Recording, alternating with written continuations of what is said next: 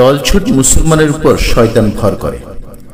আসুন জানা যাক আল্লাহ রাসূল সাল্লাল্লাহু আলাইহি ওয়াসাল্লাম এ ব্যাপারে কি বলেছেন। হযরত উমর ফারুক রাদিয়াল্লাহু তাআলা আনহু বলেন, রাসূল সাল্লাল্লাহু আলাইহি ওয়াসাল্লাম ইরশাদ করেছেন, তোমাদের মধ্যে যে লোক জান্নাতের আরামায়েশ পেতে চায় সে যেন অবশ্যই জামাতবদ্ধ হয়ে থাকে, কেননা একা একা থাকা ব্যক্তির সাথে শয়তান থাকে, দুজন থেকে শয়তান দূরে থাকে। হযরত উরওয়াহ রাদিয়াল্লাহু তাআলা আনহু বলেছেন, আমি শুনেছি রাসূল সাল্লাল্লাহু আলাইহি ওয়াসাল্লাম বলেছেন, আল্লাহর হাত থাকে জামাতের সাথে, আর জামাতের বিরোধিতা যে করে তার সাথে শয়তান থাকে। হযরত উসমান বিন শারিক রাদিয়াল্লাহু তাআলা আনহু বলেছেন, আমি রাসূল সাল্লাল্লাহু আলাইহি ওয়াসাল্লামকে বলতে শুনেছি, আল্লাহ তাআলার হাত থাকে জামাতের সাথে। যখন কেউ জামাত থেকে বিচ্ছিন্ন হয় তখন শয়তান এমনভাবে তাকে পাকড়াও করে যেভাবে ছাগলের পাল থেকে দলছুট ছাগলকে নেকড়ে বাঘ পাকড়াও করে।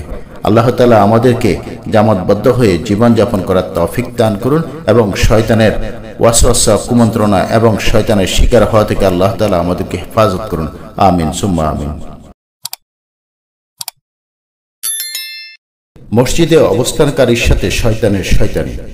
হযরত আবু হুরায়রা রাদিয়াল্লাহু তাআলা আনহু বর্ণনা করেছেন, রাসূল সাল্লাল্লাহু আলাইহি ওয়াসাল্লাম বলেছেন, যখন তোমাদের মধ্যে কেউ মসজিদে থাকে তখন শয়তান তার কাছে যায় এবং এমনভাবে বশীভূত করে যেভাবে মানুষ তার সওয়ারি পশুকে বশ করে, এবং শয়তান যখন তার ব্যাপারে নিশ্চিত হয়ে যায় তখন তার গলায় ফাঁস পরায় কিংবা মুখে লাগাম লাগিয়ে দেয়।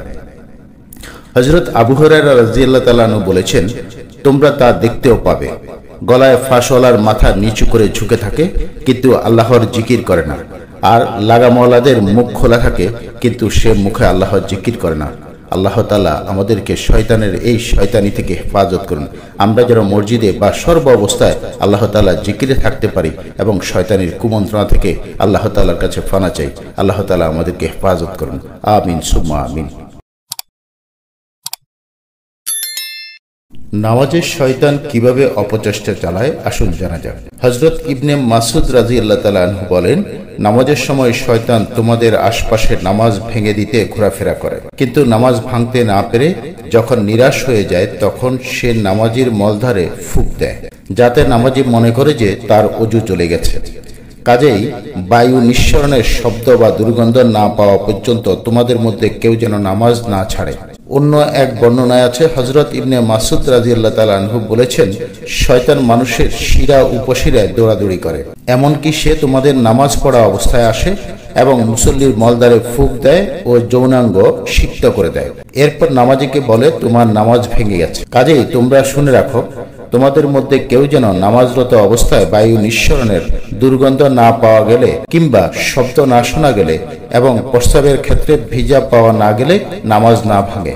আল্লাহ তাআলা আমাদেরকে এই বিষয়গুলো মনে রেখে নামাজ পড়ার তৌফিক দান করুন এবং শয়তানের ওয়াসওয়াসা থেকে, শয়তানের কুমন্ত্রণা থেকে, শয়তানের শয়তানি থেকে আল্লাহ তাআলা আমাদেরকে হেফাজত করুন।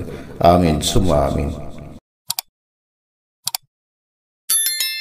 আল্লাহ তাআলা পবিত্র কোরআনে বেহেশতীদের সুসংবাদ জানাচ্ছেন, হে আমার বান্দাগণ, আজ তোমাদের কোনো ভয় নেই এবং তোমরা দুঃখিতও হবে না, যারা আমার আয়াতে বিশ্বাস করেছিলে এবং আত্মসমর্পণ করেছিলে।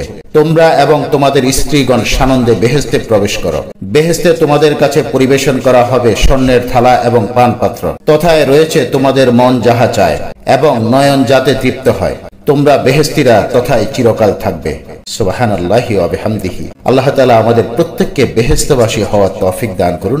আমিন সুম্মা আমিন। হযরত সুফিয়ান সাউরি রাহমাতুল্লাহ আলাইহি বলেছেন, মৃত ব্যক্তিকে যখন প্রশ্ন করা হয় তোমার রব কে, সে সময় শয়তান তাকে নিজের সূরত দেখিয়ে নিজের দিকে ইঙ্গিত করে বলে, আমি তোমার রব।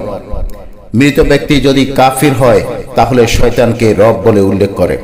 হযরত সালমান ফারসি রাদিয়াল্লাহু তাআলা আনহু বলেন, রাসূল সাল্লাল্লাহু আলাইহি ওয়াসাল্লাম বলেছেন, তুমি সর্বপ্রথম বাজারে প্রবেশকারী ও বাজার থেকে সর্বশেষ প্রস্থানকারী ব্যক্তি হবে না, কেননা এটা হচ্ছে শয়তানের পায়তারার জায়গা। সেখানে শয়তানের ঝান্ডা পোতা আছে। অন্য এক বর্ণনায় আছে, সেখানে শয়তান ডিম পেড়েছে এবং সেখানেই সে বাচ্চা দিয়েছে।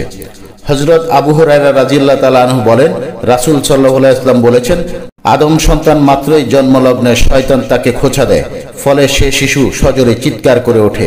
কেবল মরিয়ম ও তার পুত্র হযরত ঈসা এর থেকে মুক্ত ছিলেন। আল্লাহ তাআলা শয়তানের কুমন্ত্রণা থেকে এবং শয়তানের প্ররোচনা থেকে এবং শয়তানের ধোঁকা থেকে আমাদেরকে হেফাজত করুন। আমিন সুম্মা আমিন। শোনো মুসলমান, পাথরের আঘাতে তায়েফের রাস্তায় নবীজির রক্ত ঝরেছে, কাবায় নবীজিকে অপমান অপদস্থ করা হয়েছে, উহুদের ময়দানে নবীজির দন্ত মোবারক শহীদ হয়েছে, অনাহারে অদ্যাহারে নবীজি জীবনের অধিকাংশ সময় কাটিয়েছেন, মানুষের জন্য চোখের পানি ঝরিয়েছেন, উম্মতের জন্য সারা জীবন কেঁদেছেন, সাহাবা আজমাইন নিজেদের জীবনকে উৎসর্গ করেছেন ইসলামের জন্য। এত ত্যাগের বিনিময়ে ইসলাম আজ আমার আপনার কাছে। এই ইসলাম পালনে আমরা কতটা আন্তরিক, ইসলামের কতটুকু হুকুম আমরা মেনে চলি। অন্তত প্রিয় নবীজি এবং সাহাবা আজমাইনের ত্যাগের কথা স্মরণ করে আল্লাহ তাআলার হুকুম মেনে চলি, নবীজির সুন্নতের অনুসরণ করি, নিজের জীবনের চেয়ে আল্লাহ রাসূলকে এবং আল্লাহকে বেশি ভালোবাসি। আল্লাহ তাআলা আমাদের তৌফিক দান করুন। আমিন সুম্মা আমিন। হযরত সুফিয়ান সাউরি রহমতুল্লাহ আলাইহি বলেছেন, মৃত ব্যক্তিকে যখন প্রশ্ন করা হয় তোমার রব কে, সে সময় শয়তান তাকে নিজের সূরত দেখিয়ে নিজের দিকে ইঙ্গিত করে বলে, আমি তোমার রব। মৃত ব্যক্তি যদি কাফির হয় তাহলে শয়তানকে রব বলে উল্লেখ করে। হযরত সালমান ফারসি রাদিয়াল্লাহু তাআলা আনহু বলেন, রাসূল সাল্লাল্লাহু আলাইহি ওয়াসাল্লাম বলেছেন, তুমি সর্বপ্রথম বাজারে প্রবেশকারী ও বাজার থেকে সর্বশেষ প্রস্থানকারী ব্যক্তি হবে না, কেননা এটা হচ্ছে শয়তানের পায়তারার জায়গা। সেখানে শয়তানের ঝান্ডা পোতা আছে। অন্য এক বর্ণনায় আছে সেখানে শয়তান ডিম পেড়েছে এবং সেখানেই সে বাচ্চা দিয়েছে। হযরত আবু হুরায়রা রাদিয়াল্লাহু তাআলা আনহু বলেন, রাসূল সাল্লাল্লাহু আলাইহি ওয়াসাল্লাম বলেছেন, আদম সন্তান মাত্রই জন্মলগ্নে শয়তান তাকে খোঁচা দেয়, ফলে সে শিশু সজোরে চিৎকার করে ওঠে। কেবল মরিয়ম ও তার পুত্র হযরত ঈসা এর থেকে মুক্ত ছিলেন। আল্লাহ তাআলা শয়তানের কুমন্ত্রণা থেকে এবং শয়তানের প্ররোচনা থেকে এবং শয়তানের ধোঁকা থেকে আমাদেরকে হেফাজত করুন। আমিন সুম্মা আমিন।